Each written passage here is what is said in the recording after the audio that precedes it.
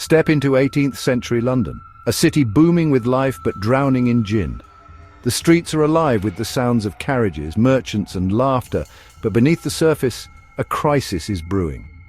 Cheap, potent gins swept through the city, fueling addiction and chaos among the working class. Taverns overflowed with desperate souls seeking escape, and gin became known as Mother's Ruin for the devastation it brought to families.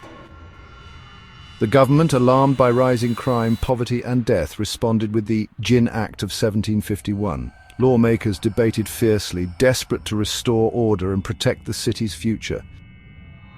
This law aimed to make gin expensive and hard to get, hoping to nudge people back to beer, a safer, traditional drink that was seen as wholesome and nourishing compared to gin's destructive power. But laws alone weren't enough. The public needed convincing, and many Londoners remained sceptical, clinging to their gin despite the risks. Enter William Hogarth, a master artist and social commentator, whose sharp eye captured the spirit and struggles of his time. Hogarth was commissioned to create a visual argument, two prints that would show the stark difference between beer and gin, using art as a weapon in the fight for public opinion. In 1751, he unveiled Beer Street and Jin Lane. These prints were meant to shock Londoners into supporting the new law. They spread quickly, reaching people from all walks of life. Hogarth's images would become the government's most powerful weapon in the war against gin, shaping public opinion in a way that words alone could not. The battle for London's soul was about to be fought in black and white, with art and law joining forces to change the city's fate. The prints offered Londoners a stark and unforgettable choice: prosperity or ruin, health or destruction. These images weren't just art, they were a call to action, a visual argument about the dangers of gin and the virtues of beer. Both scenes are set in West London, a notorious slum, infamous for its poverty and vice, making Hogarth's message hit home with brutal clarity for everyday Londoners. Beer Street glows with health, bustling industry and hope for a better future. Jin Lane, by contrast, is a haunting vision of misery, neglect and social decay. These powerful prints became the visual rallying cry for the Gin Act, fueling debates and inspiring urgent calls for reform. Together, text and image shocked the public and politicians alike, sparking conversations in homes, taverns and Parliament about the future of the city. Hogarth's prints weren't just art. They were weapons in a social war, changing minds and shaping the course of history in London's battle against gin.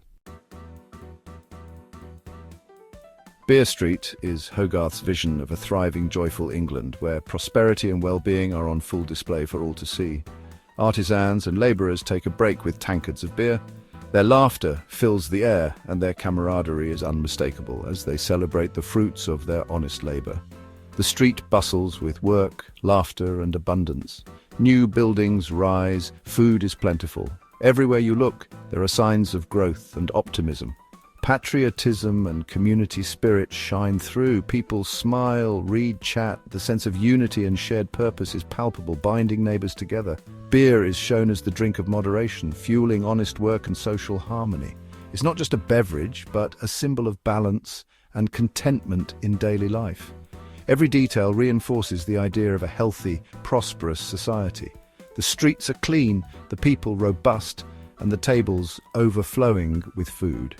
This isn't gritty reality, it's an aspirational fantasy, a model for what England could be.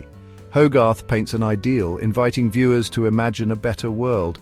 He wants viewers to see beer as the foundation of national strength, a unifying force that brings people together and supports the nation's well-being. The message is simple: choose beer, choose a better future. It's a call to embrace moderation, community and hope.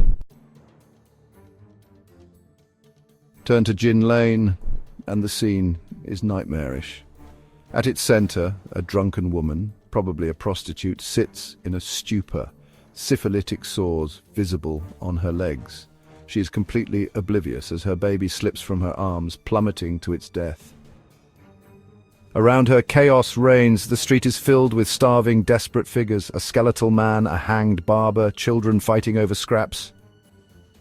The only thriving business is the pawnbroker, as people sell everything for another drink. Buildings crumble, the church decays, and death is everywhere. Brawling crowds, a dog and a man fighting over a bone.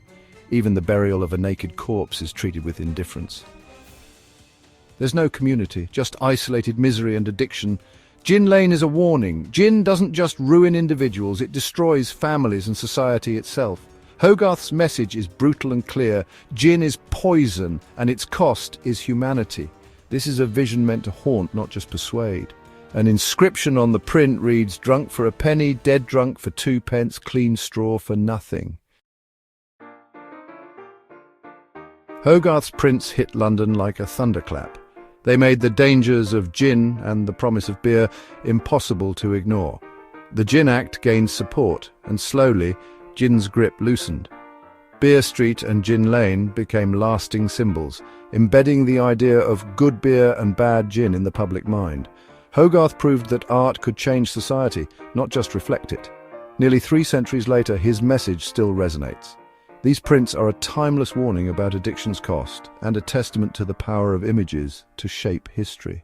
In the end, Hogarth's art didn't just capture a crisis, it helped save a city.